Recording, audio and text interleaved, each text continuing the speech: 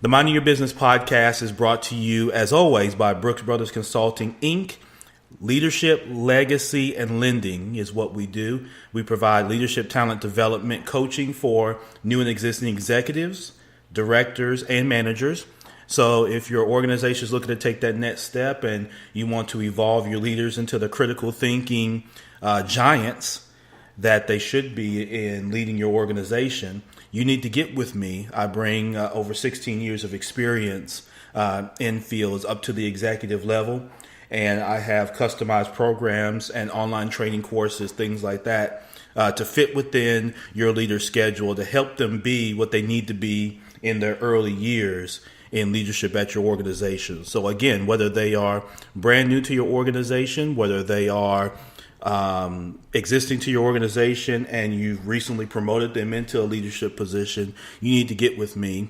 Also, from a lending standpoint, I have access to now 4,000 lenders around the country. Those are private lenders, so not banks and credit unions, that are looking to do an array of deals. Right now, I'm working on a deal in Arizona. It started out at one level. It started out in the high six figures, in the $700 million, $700,000 range, not $700 million. I wish it was that big, but started in the $700,000 range, and now is up into over $10 million request. I'm also working on a request that's as small as $5,000. So whether you're looking to purchase rental property or refinance rental property, fix and flip, hold and make the income, you need to get with me. If you're looking to purchase equipment or refinance equipment, lease equipment, you need to get with me. I've got lenders for that. If you're looking to purchase or refinance commercial real estate, if you're interested in purchasing a franchise, you need to get with me. This is at Brooks Brothers Consulting, www.brooksbrothersconsulting.com. That's www.brooksbrothersconsulting.com. And you can email me, ron@brooksbrothersconsulting.com. Today's episode, number 39, y'all. We're making it there. We're heading closer and closer to number 50, which is a big milestone in the podcasting world and really in anything when you can get to doing 50 episodes of anything. But so glad that we're close there. But today's episode is number 39, which is why do we X out Gen X? Let's hit the music. What we do here is go back.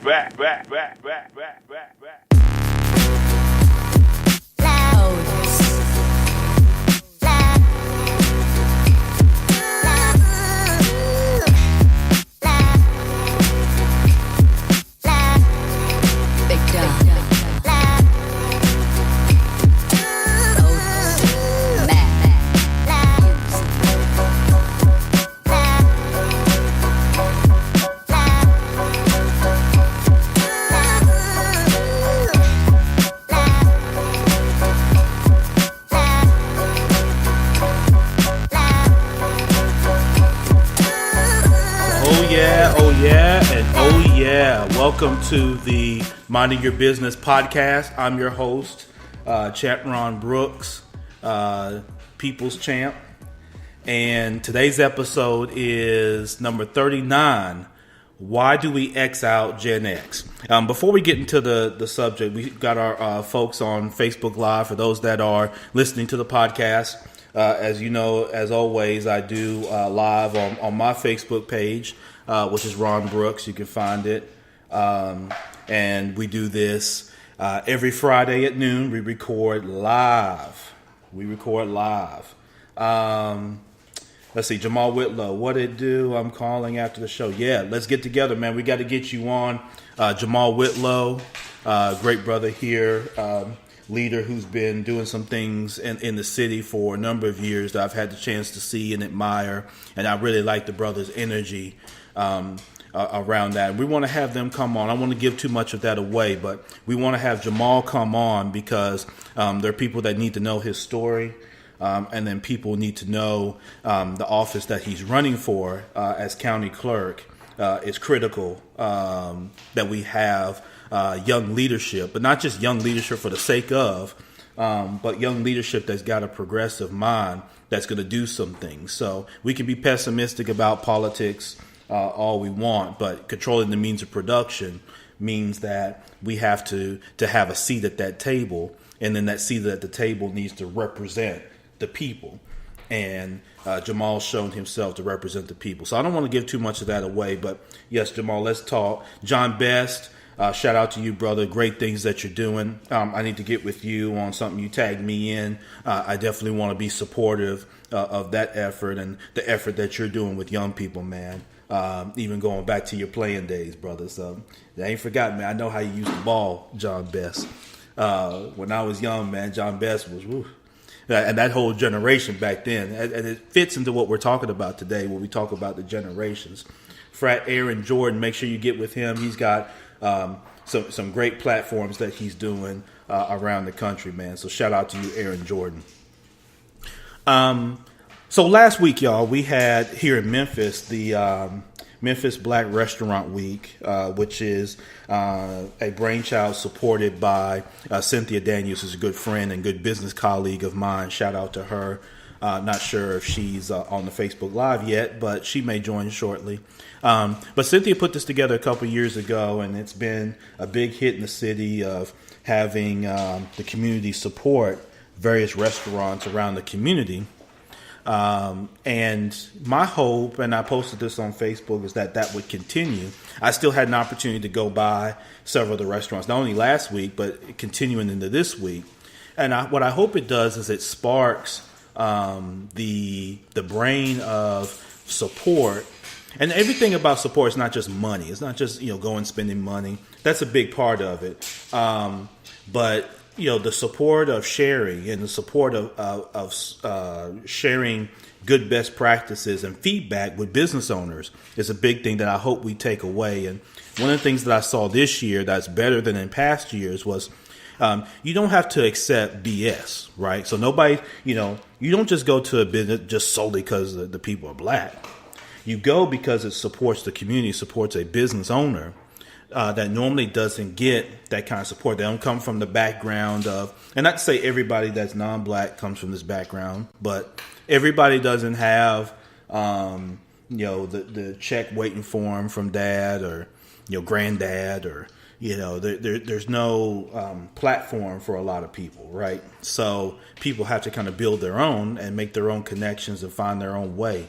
And so that's what Black Restaurant Week, to me, represents. And so if you get an opportunity to continue to support those restaurants, continue to do so.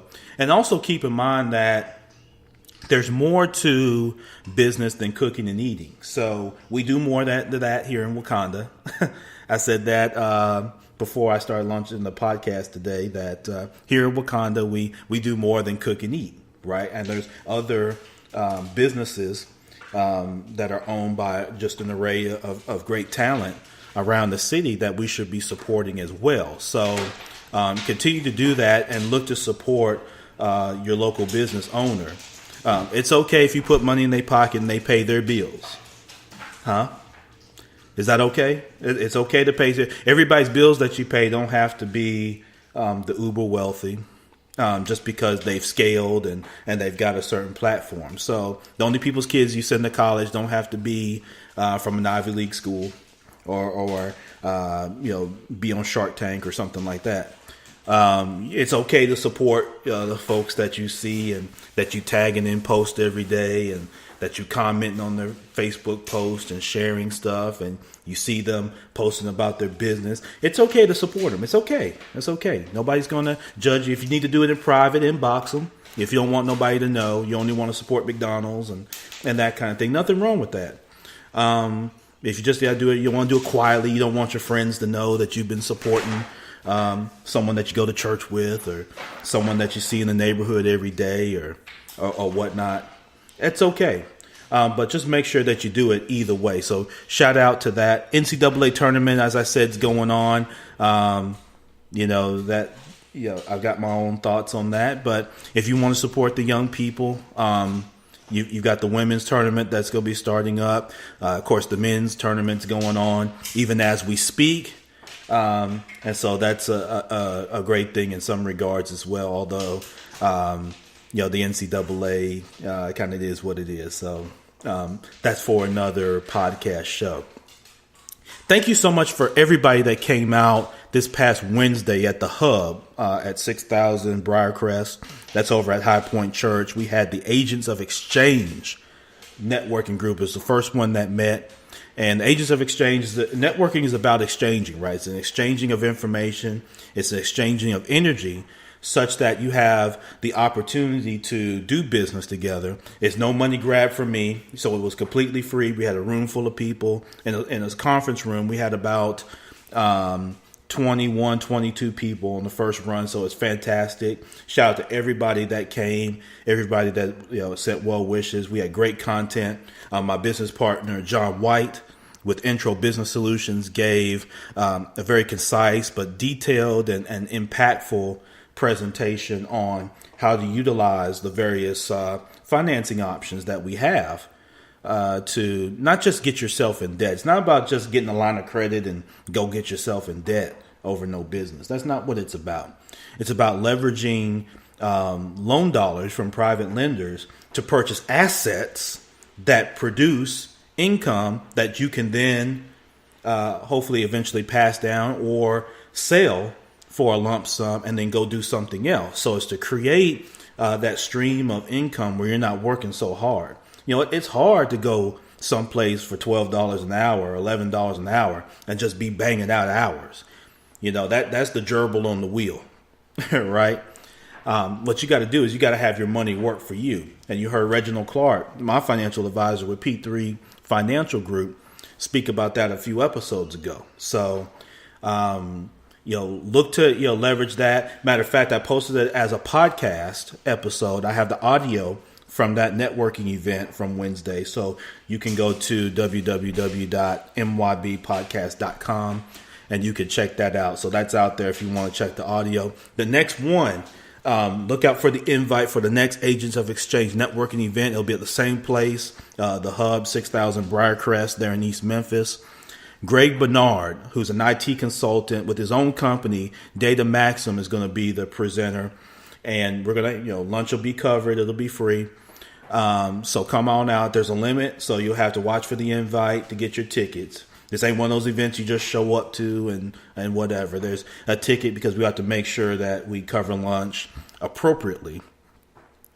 But Greg Bernard's going to be the presenter. I'm looking forward to that. Greg's a good brother, and he's got a great thing going from being able to coach and educate business owners on leveraging technology. Technology is not just limited to your phone, y'all. It's not limited to a phone or tablet.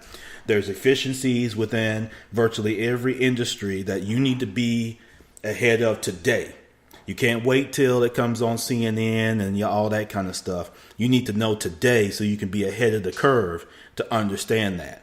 You have to understand how to leverage the technology. You got to be able to balance and keep the human element, but then you also need to be able to leverage the technologies for the efficiencies that come with that. So thank you so much for that. That's actually going to be Wednesday, April the 11th at 11:30. So Wednesday, April the 11th at 11 a.m.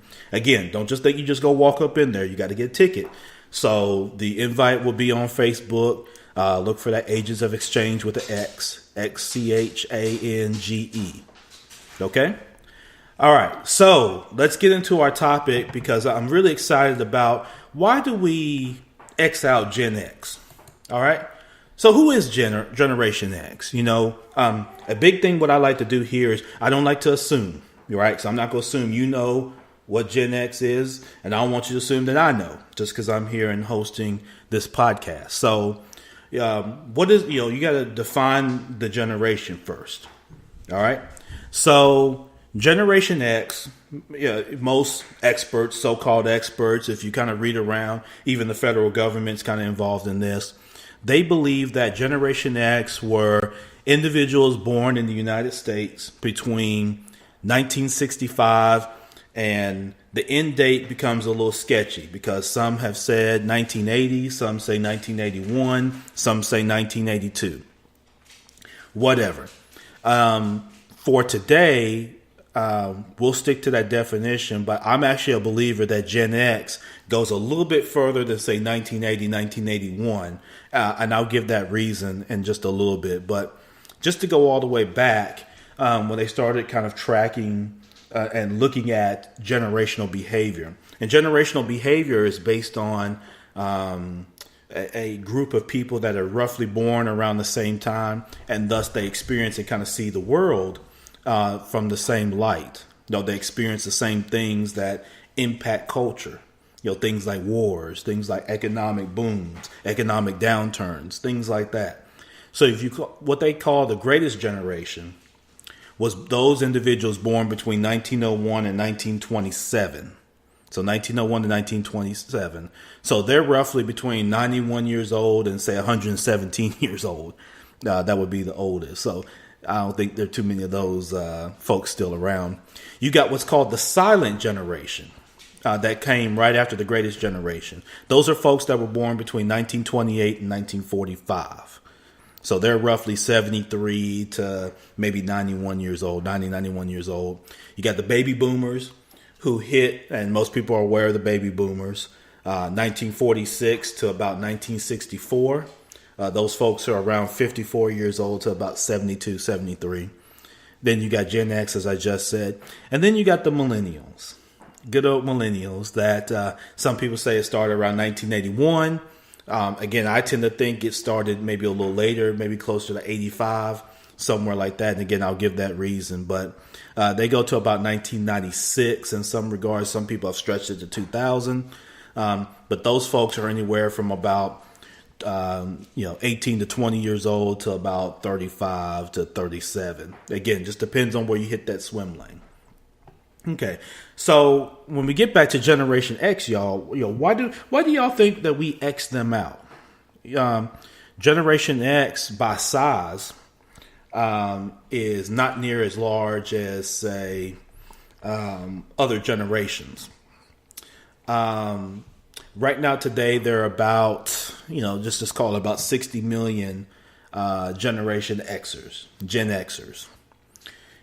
So what makes up Generation X? When you look at it, when you look at Generation X, what is it made up of? What did people experience? If you think about it, the older Gen Xers, those that were born in the kind of mid to late 60s, they can remember things like Watergate, which was the scandal involving then President Richard Nixon that resulted in his resignation from office from the President of the United States. And around that time, you started having, when you look at the research, you started to have a gross distrust with government around that time. And so, when you say, you experience that kind of downturn. So your early beginnings then are shaped in distrust of government and things like that. And so Gen Xers are largely known because they tend to be very skeptical. They started, millennials have carried this on, but Gen Xers tend to be skeptical of government. They're not as trusting, things like that. And so it shaped their mindset. Not quite as partisan as what you found with baby boomers, who are a lot more partisan in their political views and things like that. Gen Xers are known for their entrepreneurship. So if you look at a lot of the leaders around Michael Dell and some of the other leaders around, they are Gen Xers. They are known for being latchkey kids, which what that means is Generation X was some of the first kids where they were exposed to divorce a lot. They were exposed to rising cost, fuel cost, childcare cost, all these kind of things that resulted in mothers going to work. And so when they say they're latchkey, they were very independent. So Gen Xers are, from their youth, were taught themselves to be independent, to be resourceful, and to be able to adapt, which then shapes their view of the workplace, because they look at the workplace that way. That's where their entrepreneurial spirit comes in, their ability to adapt. And so while baby boomers and past generations looked at Gen X early on and said, "Oh, they're just slackers. They don't want to work. They don't want to, they want to make all these changes." When Gen X first entered the workplace in say like in the '90s, the baby boomers and the greatest generation, looked at Gen X and said, "Hey, Gen Xers come in and want this flexible work schedule, and they want work-life balance," which is the big thing that's been for the last 20-something years, where that term came up. They look at the world beyond just going to work, where the baby boomers, the greatest generation, found value in somewhat more stable times. They found value in the American dream, which, we can do a whole show on the American dream, right? And some of the scam that is and was. But they had the opportunity to then go and, be able to work at one job for their whole career and be able to retire and do those kind of things. And so Gen X began to see that ain't happening. It certainly wasn't happening for them. Technology had changed. You started having jobs outsourced, yada, yada, yada, yada, yada. So they saw all this. Gen X saw the end of the Cold War between the United States and Russia. They saw the boom in things like MTV, where now you started having visuals of your pop stars and your movie stars, things like that. You started having ESPN came out. So for instance, I was born in 1981, so I'm on that hash mark of, I was born January 1981, so I'm 37. And I'm on that hash mark between millennial and Gen X. I'll tell y'all that I'm probably a little bit more of a Gen Xer than I am a millennial. Mainly I had a little bit more of a Gen X upbringing in the sense that I had two working parents. Not to say millennials don't, but early on had two working parents, so you had to learn to be independent and kind of resourceful, because you didn't have that constant barrage of scheduling and things like that, where parents do now, because parents they have less kids and things like that, so they're much more ingrained and intertwined into their child's or children's lives than they were in the past, where people had children, and the reason for having children was different and things like that. So all those things are different. But so for me, I look at life kind of through a Gen X lens, and I had that balance because I did grow up with technology. Quick story. One of the first computers I played with, my dad is a contract engineer. He's a civil engineer by trade. And I can remember we were in Chicago at that time, and I was probably about 6 years old. And I remember Dad brought home a Tandy 1000. Now, that sounds as old as hell to some folks, but I remember my dad brought the Tandy 1000 with the big floppy disk. You had the two floppy disk things you could slide them in, and that's what the information was stored on. And you had the dot matrix, black screen, and whatnot. I remember he brought home that, it was the first PC we kind of had in the house, before internet and all that kind of stuff. And I remember he had a game on there called Space Invaders. And, Dad would, because he used the computer for work and all that kind of thing. And the game you had on there, you had Solitaire and you had Space Invaders. And Space Invaders was on like two floppy disks. So in order to download it to the computer, you had to stick one disk in. It took all day for the information to get off that disk. Then you had to stick the other disk in and, all that kind of stuff.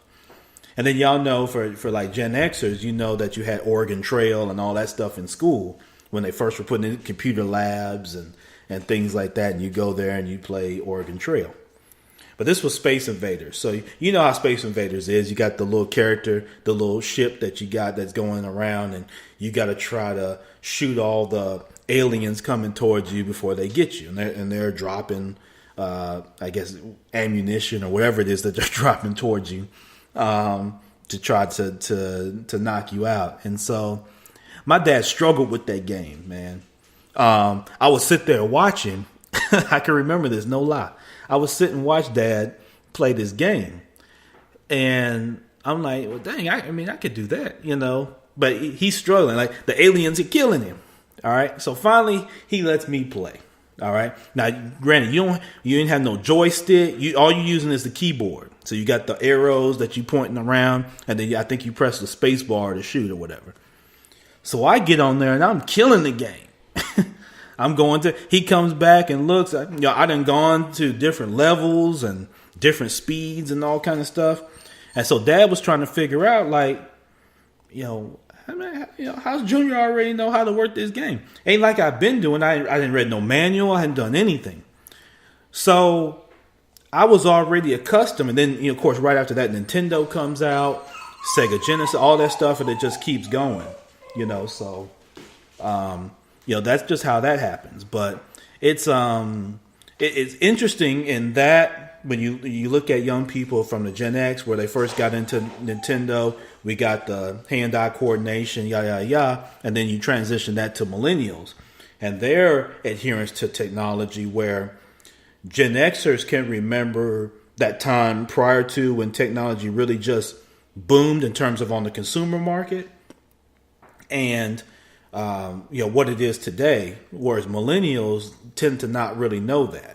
But when they came of age, you already had. They came of age right as AOL had came out, and you had a dial-up internet, and then you had Roadrunner and high speed.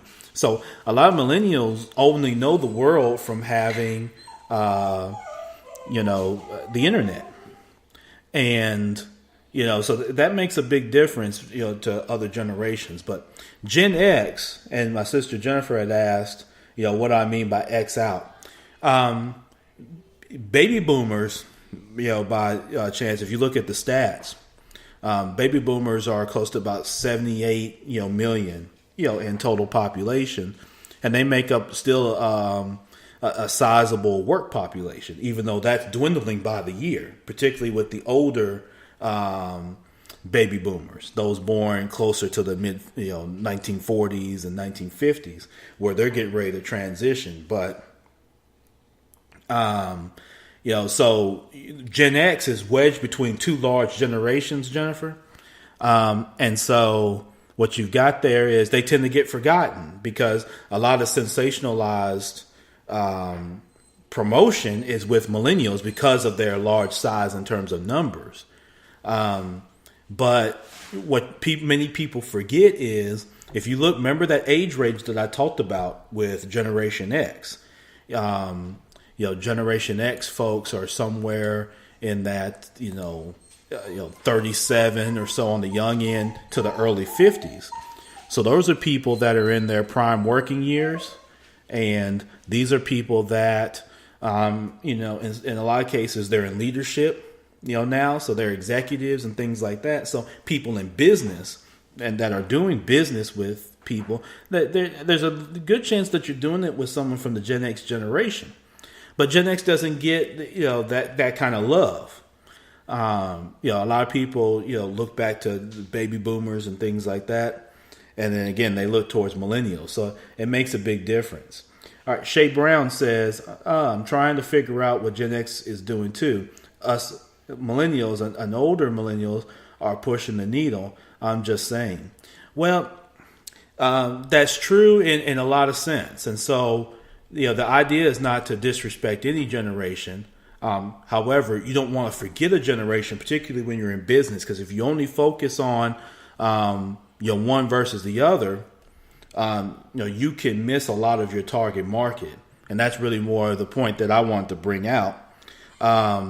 Because, again, when you're talking about, even by 2028, they're saying there's going to be somewhere close to about 65 million, Gen Xers. Now, that's going to pale in comparison to millennials, right? Because millennials eventually are going to peak. Obviously, as time goes on, they get older. They're going to get somewhere about 76 million. But right now, today, if you think the oldest millennial is, somewhere 35 to 37, in some cases, they still haven't even decided on what they want to do. I mean, I come across, a lot of people, and then there's some that are doing great. So you don't, sometimes millennials get this bad rap that they're just kind of like, spoiled brat kids and things like that. I've hired a slew of millennials just in my time, and they've been phenomenal and working and progressing, things like that. They desire feedback. So if you're managing millennials and things like that, they're not like baby boomers where they just value coming to work, and that's just the right thing to do. That's more of a baby boomer kind of thinking. Millennials want to know that what they're doing makes a difference. It makes a difference in the community, especially. And you've got some community-based initiatives. It's not just about charging people fees and making money. So, that's some of the difference. But yeah, so Shay, I would say that probably a lot of the people that you're doing business with are probably Gen Xers, as far as folks putting money in your pocket. Now, attention and things like that, social media and, getting plugged in, things like that may come from a lot of millennials. But, when you're talking about cashing a check or depositing, getting a direct deposit, that's largely coming from Gen X and baby boomers, even still. So you don't want to forget about a generation. So if you talk about it from a marketing standpoint, and we had Danielle Reed, who was on a few weeks ago, and she kind of alluded to this. But if you're marketing to Gen X, and you look at that age range of which they are, what's up, Elliot the Main? What's going on? MainTshirts.com. Make sure y'all get that. When you look at Gen X, and you're marketing to those folks, you have to understand that, again, they view the world critically. They're accustomed to kind of being solo and kind of running this thing. So if you got a business and you're promoting yourself to that, you've got to make sure that your approach is authentic, and that you appeal to the things that they value. Now, this is very general because you're talking about a lot of people, and everybody, you got some people with different mentalities, but you don't want to forget about those folks because, think about what they saw, growing up that's kind of shaped them. And these were folks that were teenagers when the internet came. So they were old enough to, again, seen some different things of life, but they were able to pick up on the technology real quick because that train had already been coming down the tracks with, Nintendo, Sega Genesis, Super Nintendo, PlayStation, and blah, blah, blah. Just all those things just kept going. And every 2 years or so, a new device was coming out. Then you start having portable stuff with the Sega Game Gear and Game Boy and all this kind of stuff. So those are folks that they understand technology, but they're also kind of approaching they're in their prime working years. So things that they're looking toward, they're starting to get to a point where they're seeing, not so much seeing the end, but making sure they're thinking about, what's coming down the pike. You know what I mean? That, how are they going to get back to saving and things like that? Gen X is a little different from baby boomers. Baby boomers were kind of the big consumers, right? They were the ones that were sold the American dream. They got in on, the college thing early on, and they were benefactors. Just like any network marketing or anything like that, the people that are on the tree early on benefit the most. And so their view of the world is going to be a little different than, say, how a Gen Xer views it. So thank you so much, Elliot, man. You definitely got that with Main T-shirts. And for those listening on the podcast, I'm talking to the people that are on Facebook Live on my page. Chris Caldwell, how you doing? Good afternoon. But we often forget about Gen X because they don't have the size, that they don't have the sex appeal that the millennials have, because everybody's trying to figure out now how to market and how to connect with millennials. And so you see a lot of articles written about it. You see shows and pundits talk about it and things like that. And it is critical because you do want to know how you're going to do that, because people want to be proactive and be ahead of the game. And that's smart. That's intelligent. If you're a business owner, you know that if you want your business to survive, you've got to find a way to appeal to millennials. So you're not going to appeal to millennials by saying you're going to go work one job for 30 years and get a gold watch when you retire. That doesn't appeal to them. They don't know that world. Millennials saw their baby boomer mom and dad get laid off and screwed by companies in '08 and '09 and 10 when there's a downturn in the economy. The millennials were the ones that had to stop going to private school, had to move to different areas of town, had to see mom and dad, struggle and fight and get divorced and do all this stuff. So again, the view on things is just so much different. So you got to take all these things into account when you market. So here's what I do when I'm marketing to, say, Gen X. Gen Xers wants to find their place in the world. They want respect. They want that balance within whether it's the workplace, but they're also very entrepreneurial in their mindset. So when you have an entrepreneur mindset, that means that you view the world in terms of how can I make something better? How can I solve a problem? Because that's what entrepreneurship is. Business ownership is different. Entrepreneur mindset is how can I look and critically think through this issue, right? Or this project, and then how can I create the process steps to evolve it? And then how does it keep evolving as the landscape evolves? That's a Gen X way of kind of thinking. The Gen X tends to be problem solvers. It hurts them on the workplace because particularly when companies are still being ran by great generation and baby boomer folks, it's tough for Gen Xers to come in with that entrepreneurial mindset because those past generations just saw the assembly line of workers, and you only do what you were hired to do. So if you were hired to clean the toilet in restroom A, that's all you are. You can't be writing curriculum too, and you can't do this also, and you can't have a podcast too, and all these different things. They see you as one thing. Philip Ashley Ricks, what's going on, brother? Kim Mason, how you doing? And Philip's attests to this. Philip's a fellow, Gen Xer / millennial. I don't know which bucket I want to put you in, Philip, man. But, so I'll use Philip as an example. Someone may say, well, Philip, only needs to stick to chocolate, right? Somebody may say that. He needs to stick, because he does luxury chocolates with Philip Ashley. You need to make sure you check him out. He's there on Cooper, there in the Cooper Young area. So they may say, as a Gen Xer, he looks at the world and he does a myriad of things. If you look at Cynthia Daniels, they do a myriad of things. There's no one single bucket that they do. They may do events. They may have their core business. They got different things. It all fits under an umbrella, though, of what? Experience. That's what Philip Ashley brings to you with his chocolates. It's about experience, right? Hey, they have dreams and connectivity that taste like chocolate, right?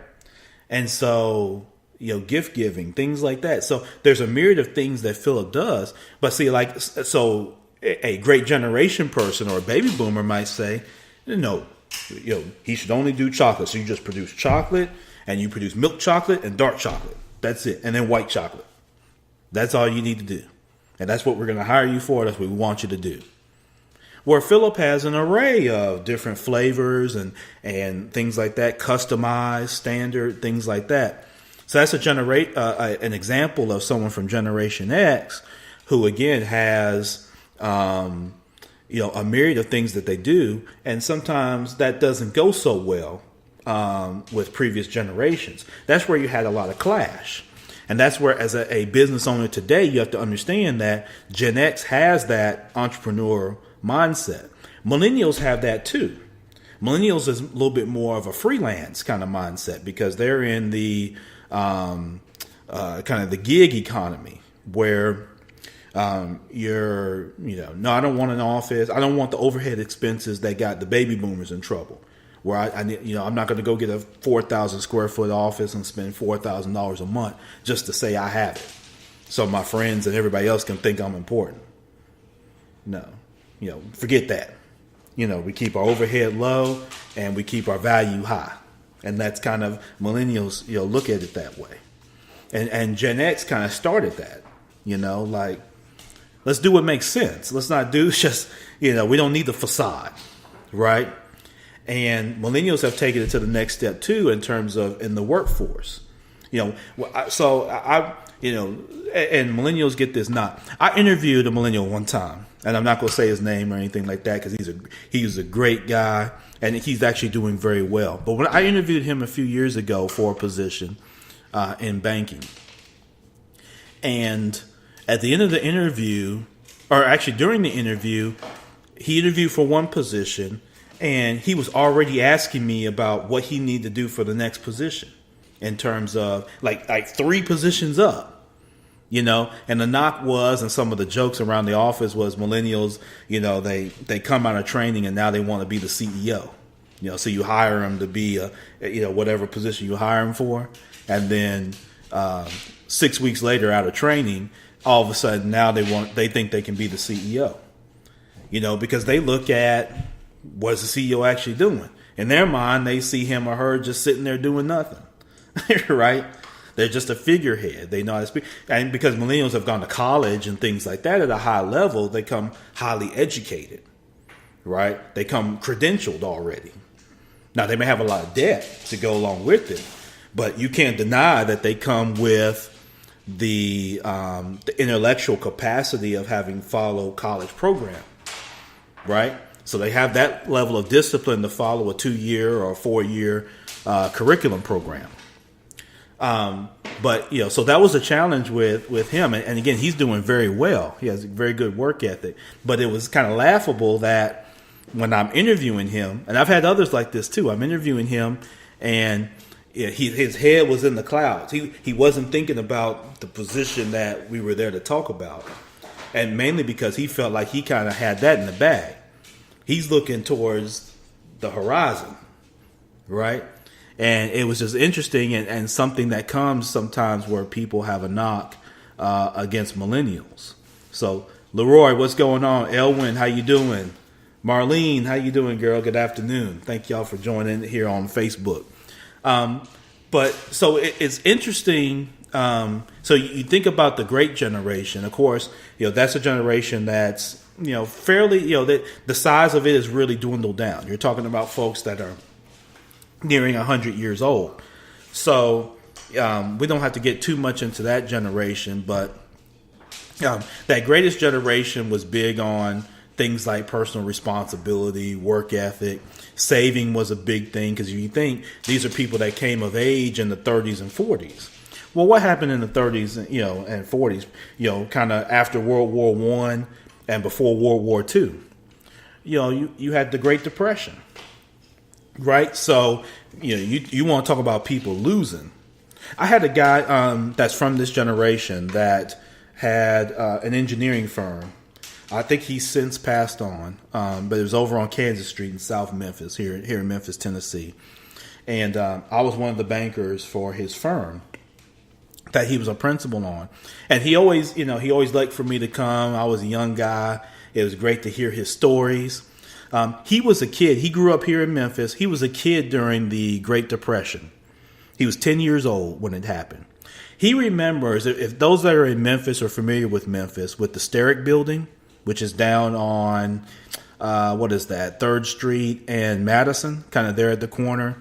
It's kind of, the biggest pigeon coop in the world right now today because it's been closed for a number of decades. But that used to be a very booming building, by the way. With a myriad of different areas of commerce that went through it. He remembers being on 3rd and Madison. They were selling oranges, is what he said. Oranges and apples. So you think, the Depression hit, you trying to make it any way that you can, baby. He remembers being there and a banker jumping out a window in the Steric building to his death. And what it came out was because you didn't have the FDIC and all that kind of thing. So People came looking for their money, essentially. I'm just giving y'all the cliff notes of it. People came looking for their money. Their money wasn't there. And you can imagine what kind of pressure that's going to put you under when you're there holding the keys to the vault and you telling folks their money's not there. So you could imagine what that would be today. You could certainly imagine what that might be in the 1930s when there's no camera phone or there's no Instagram, there's no Snapchat, there's no Facebook. You can't tag nobody. You can't do any of that kind of stuff, right? So you can imagine how critical that thing was. This is back when they still smoking in the building, right? So he remembers a banker jumping out the window from one of the top, now the Starrett building, 35 floors, 36 floors, whatever, jumping from one of the top floors and killing himself, right? And there's some of that went on. So, this client of mine is telling me this story, and at this time he's in his early 90s at this time, and this is probably 10 years ago, So that generation, came up with that, so their commitment to things was different. And I like to use that word commitment because I want to talk some about from the social relationship marriage standpoint when you talk about these different generations and how you market to them from that mindset. So the greatest generation, commitment was different. Marriage, there was different stigmas, things like that, y'all. So their loyalty and their ability to sustain a marriage was a little different. You had divorce. You've had divorce since the beginning of time, just about. Because anytime two folk get together, they either can stay together or they can decide to split depending on the circumstances and what takes place. But that was more of a stigma to divorce your husband or divorce your wife and things like that. Now, what some of them did was they just moved on and just didn't get the divorce like they do today. They just go on, and the woman was okay with that because then when the man died, and back then man only lived to be 60 something years old, so he died and she get his insurance money and run off. But nonetheless, we didn't get into all that. So commitment was big for this generation. How many times have you seen people with 40 and 50 and 60 year wedding anniversaries? And most of y'all, you have it in your family. But it's not with your generation, of course, because nobody in your generation been married more than about 2-3 years, if at all. But then, we look at people from this greatest generation, in some cases baby boomers, that have been married 25, 30, 35, 40, 50 years, 60 years, 70 years in some cases. And so Andre 3000 once sang, and Hey Y'all, he said, hey, thank God for mom and dad for sticking two together because we don't know how. And he was right. We don't, and I'll talk about that in different generations. But this generation was big. So if you're marketing to this generation, this isn't a individualistic generation. This is a collective generation that's big in savings and family commitment and marriage, right? And you got married young, not at 48, like we do today, where a lot of people, these were folks that got married in their late teens and 20 and all that. Created different issues down the line that I'm going to talk about in some cases, but big on prudent saving. So different kind of thing with those folks. Then you get, like I said, to the boomers. The boomers came up during the Vietnam War. So they grew up in the largest economic expansion recorded in world history, which the GI Bill and all those things, the building of the expressway, highway infrastructure and all that kind of thing came about, man. And so they benefited from that. One of the things that you find with baby boomers is they tend to be somewhat a little resistant to change. They're not as open to learning new skills and things like that. They're very career focused. So they're typically regarded by millennials and Gen X as kind of more workaholic kind of people because they got a very strong work ethic. They were taught that if the American dream is there for you, you can have the house with the picket fence and the dog and the wife or husband. And, now you don't need 10 kids, so baby boomers got to where let's have 3, 4, 5 kids, that kind of thing. And so you can do that. One of the big things with that comes from that was you had the transition in the economy, and people began to look at things because you had the civil rights movement and some different things. It was very hostile kind of environment in the 60s and kind of early 70s and things like that. So people began to get exposed to the world. And so the pursuit of material things became big. The facade. You had the mega church that came out of that, where, church became a business, not just a part of your particular faith or your particular moral compass and things like that. It became a business at that point, where the business of selling organized religion became a big thing with the baby boomers. So you started having regular church attendance every week and getting involved in the hierarchy of the church and things like that. And the church became a hub even that much more in a lot of communities, sometimes to the detriment of other business, right? But baby boomers, so if you're marketing to baby boomers, you have to understand they have that strong loyalty in some cases, although they were the beginnings of that divorce culture, because baby boomers kind of led the way with the divorce culture as the stigma dropped and all that kind of thing. So I'm hoping this history is adding value to your thinking in terms of your business, because not that you're making an assumption about everybody or put everybody in this one bucket, y'all, but you've got to understand the difference between the generations so that when you come across it or you're marketing to a group. So for example, if I'm going to talk about leadership development, right? So I talked about Brooks Brothers early on. So I'm going to give you an example. If I'm going to talk with a group of CEOs and senior executives about them hiring me to come in and provide leadership consultation and mentorship for their managers or their directors or even other executives, if I know that it's a room full of boomers, right, there's a certain way I've got to approach that. You got to know that they're going to be very principled for the most part.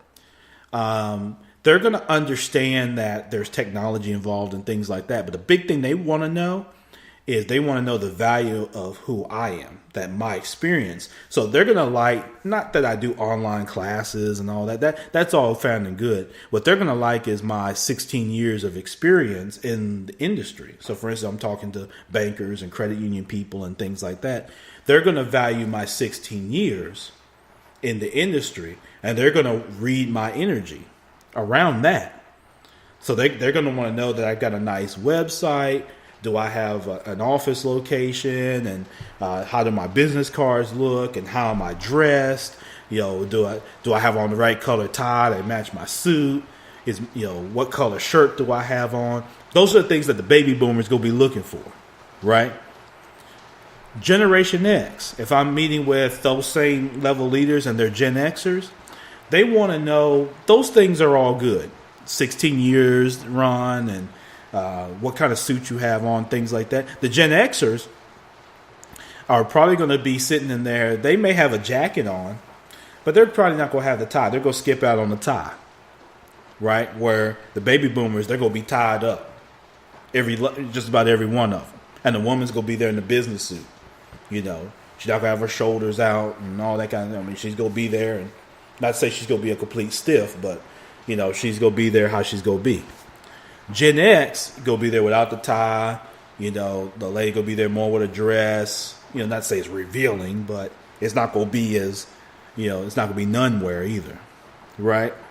And so Gen X wants to know, entrepreneur, what are some creative things that you do to help engage our leaders and things like that? We just don't want no dry tail, tell me what you want to be in 5 years type, stuff. That's old. They want to know, how do you differentiate yourself from the next person through your innovation? All right. So when I present to them, I've got to be able to show them really quickly, because they're not going to give you a ton of attention span. You've got to be able to show the value quickly in, here's what I do to be efficient so that I don't interrupt what you're already doing. because they what they want to make sure is that I don't sit down with any of their leaders and take up all their time because they got other things to do, right? I don't have time for my managers and leaders to be sitting in a class all day, twiddling their thumbs or listening to a lecture all day. You know, how did we get to it? What are some creative ways? How are we being efficient with our time? Then you get to millennials, right? And some of the older millennials they're starting to get in leadership, they're in management and things like that. And so what they want to know is a continuation of what Gen X wanted to know. But in addition to what Gen X wanted to know, they want to know about the communication. How do you use the technology? How do you tie into social media? How are you tying into the community, right? So what they want to know, and I'm just telling you from just being real from my experience, what a Gen Y or a millennial leader wants to know is how does me coaching and developing their leaders, what does that mean for their purpose, for their mission?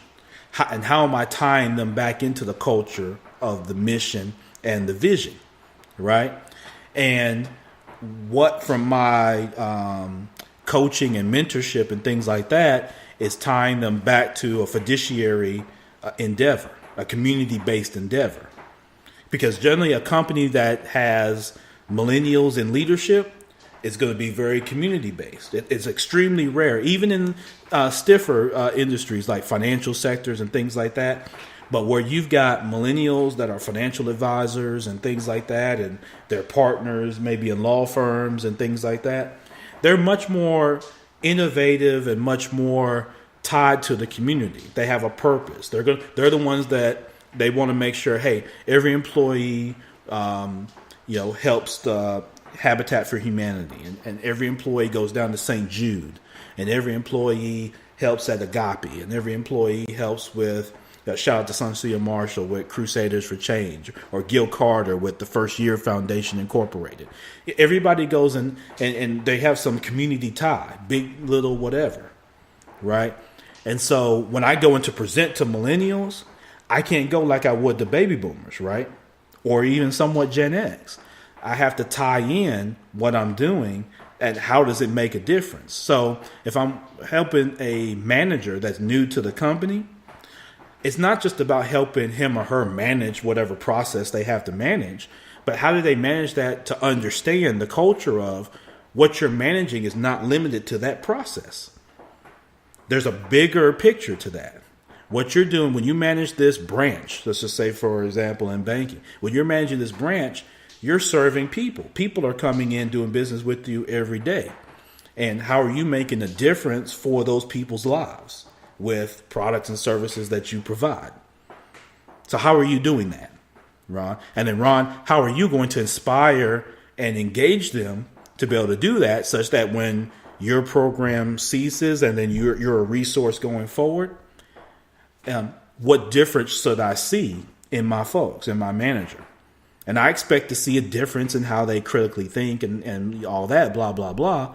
But how are they tied to the mission and the vision? And are they going to be willing to challenge our critical thinking as we go forward? And so millennial leaders are going to be much more open to new ways of thinking as long as they can understand it and connect those dots.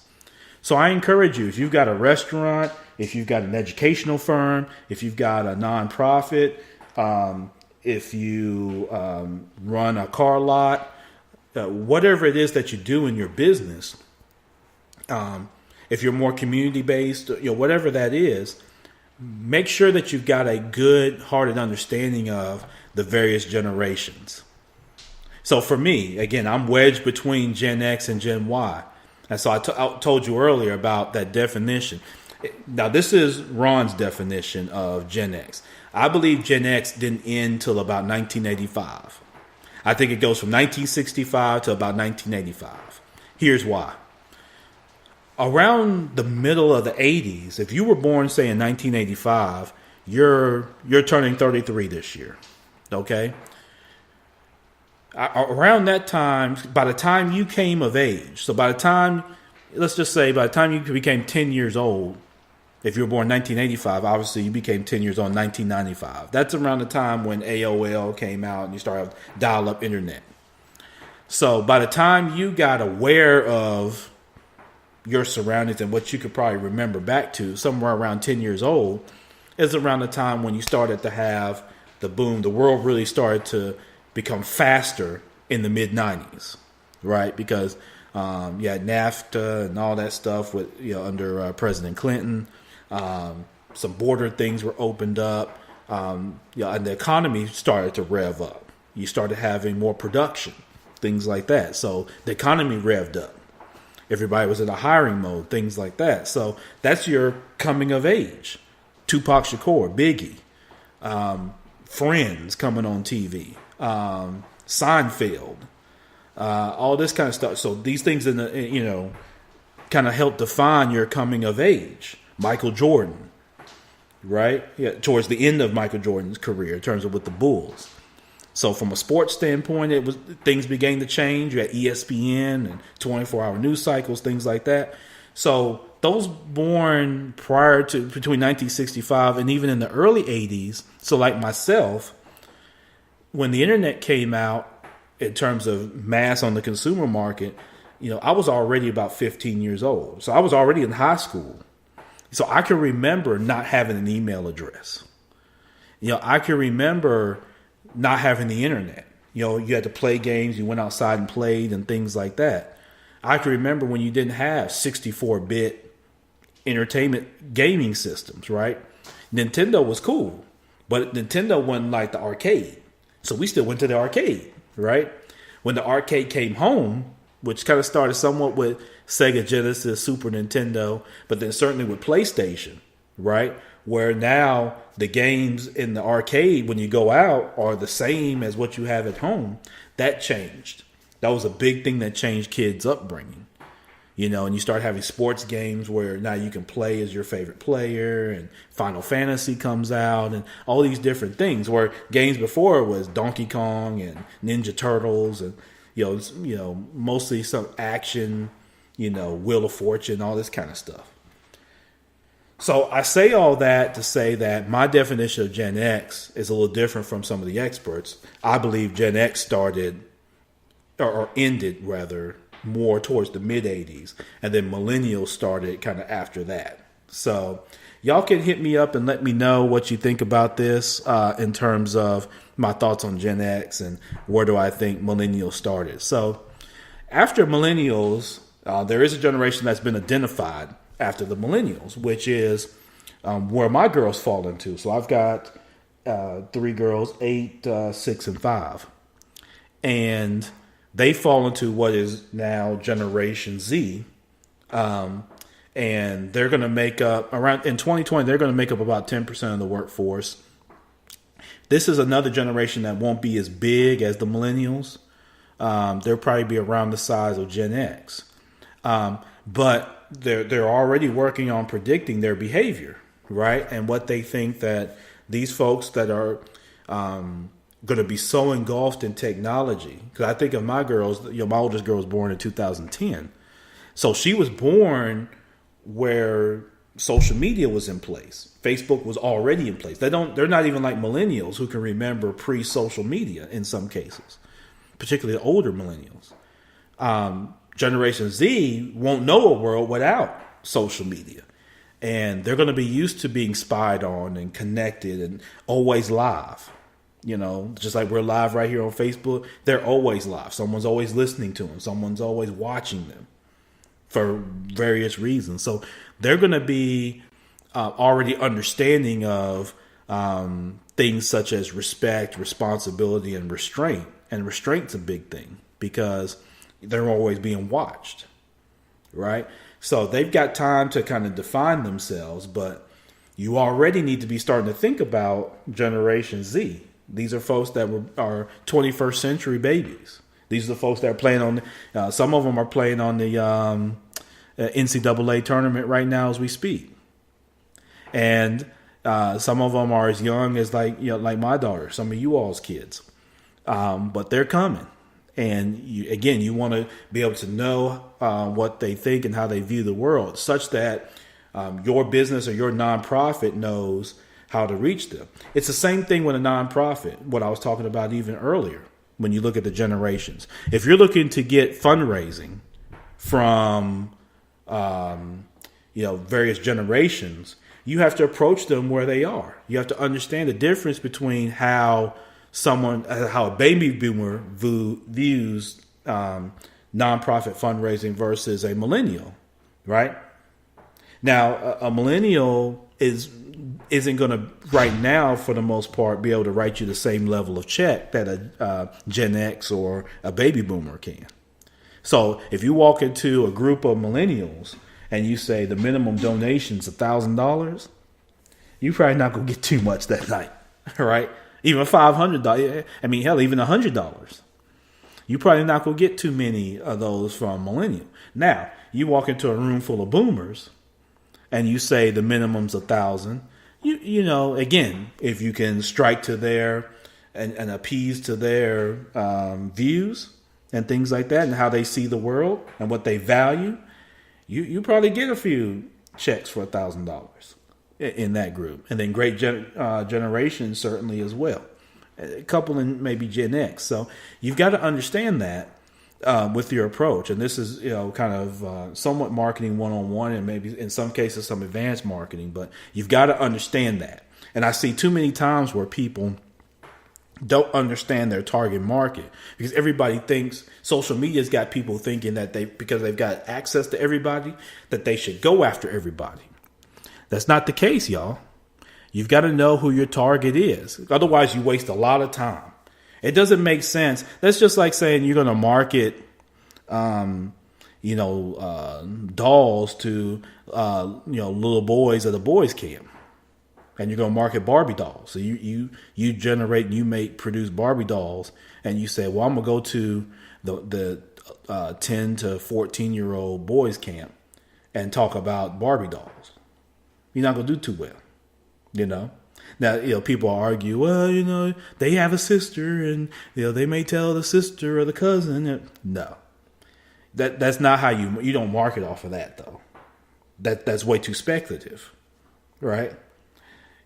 Yeah, there's no sure thing, but you can't be overly speculative with it when you're marketing, particularly when you're putting in resources, whether it's money, time, whatever it is that y'all are putting into it. So again, make sure and hopefully you take away, and this has been good content for you guys to go back and kind of chew on and share some thoughts. Chris Eagleston, what's going on? My brother Chris Eagleston out in Los Angeles, California, by way of Memphis, Tennessee. Justin Spencer's back on. My sister's back on. Glenn Trotter, I need to talk with you, my man, from a rental property standpoint. So I need to get with you, Glenn Trotter. So please inbox me when you get a chance. Danny says she thinks she may be a millennial. Danny, I think you are a millennial. I don't know. But you got a little bit of Gen X tendencies with that, Danny. So I don't know. You may be like me. You may be a hybrid. Yeah, you may be a hybrid. But listen, I hope that again that you got great content today. Share this with your network. www.themybpodcast.com is where you can find it. You can also find us on SoundCloud, iHeartRadio, Stitcher, Spreaker, YouTube, all over wherever you find your podcast and you consume your podcast. That's where you can find us. But thank you all, everybody on Facebook Live, for tuning in. I appreciate it. We'll be back on next week with more content.